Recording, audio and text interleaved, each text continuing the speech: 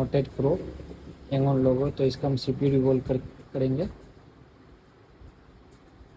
देख सकते हैं ये लोगो कंडीशन में है, ऐसे ही रहता है ये। अभी हम इसका CPU रिवॉल्व करेंगे। देख सकते हैं यही बोर्ड है सिंबल। अभी इसमें CPU लगा दिया है, अभी ये ऑन हो गया है। तो चलिए मैं दिखाता हूँ इसको पैक करके। देख सकते हैं नोट 8 प्रो है, तो इसका CPU का प्रॉब्लम था, CPU रिवॉल्व किया है। ये हैंग ऑन लोगो में था, तो अभी ओके हो गया।